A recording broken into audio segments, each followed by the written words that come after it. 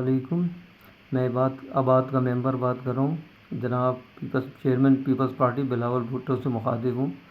آپ کو یہ بتانا چاہ رہا ہوں کہ کیا کیا جرم ہو رہے ہیں آپ کی سرپرستی میں، آپ کی تنظیم کی سرپرستی میں۔ آپ نے بولا شکایت کرنی ہے تو مجھ سے کیا کریں، تو میں آپ سے شکایت کر رہا ہوں تاکہ کوئی حجت تمام ہو جائے۔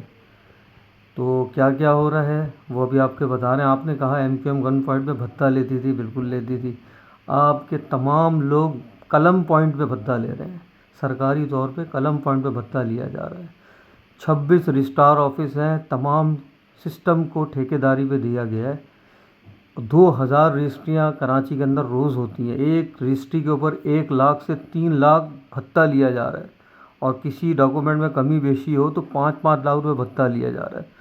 تو یہی 50-60 کروڑ روپے روزانہ کے۔ پھر آپ چلے جائیں مختار کار آفس، ادھر تمام زمینوں پہ جو ہو رہا ہے وہ آپ کو پتہ ہے۔ صرف ہم اسکیم 33 کی بات کر رہے ہیں، جو علی حسن بروئی کے انڈر میں اعجاز الحسن مختار کار چلا رہا ہے، اور آپ نے علی حسن بروئی کو بھی بلوچستان میں وزیر بنا دیا۔ سب کو پتہ ہے تمام اسکیم 33 میں بھتہ کون لینڈ مافیا کا بڑا تھا، تمام ایجنسیز کو پتہ ہے، تمام آپ کو بھی پتہ ہوگا۔ پھر اس کے بعد ہم آ جاتے ہیں کے بی سی اے میں، ایس بی سی اے میں۔ ایک دن میں چھتیں بنانے پہ مطلب جس طریقے سے بے ہنگم طریقے سے بلڈنگیں بنائی جا رہی ہیں، کروڑوں روپے روز کا بھتہ جا رہا ہے۔ کون لے رہا ہے، کس کی سرپرستی میں ہو رہا ہے؟ تمام تھانوں کے ایس ایچ اوز لگائے جا رہے ہیں، ٹھی اے کراچی میں بھرمار ہیں، اور تمام ایک تھانہ 20-30 لاکھ روپے ہفتے کے لے رہا ہے، ایک ایس ایچ او۔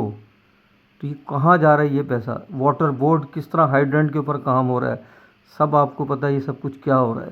پھر بھی ہم آپ کو شکایت کر رہے ہیں، اس میں آپ ہی کا نقصان ہو رہا ہے، آپ کی تنظیم کا نقصان ہو رہا ہے۔ کراچی سے روز کا 1 ارب روپے سے زیادہ قلم پوائنٹ پہ بھتہ آپ لوگ اٹھایا جا رہا ہے۔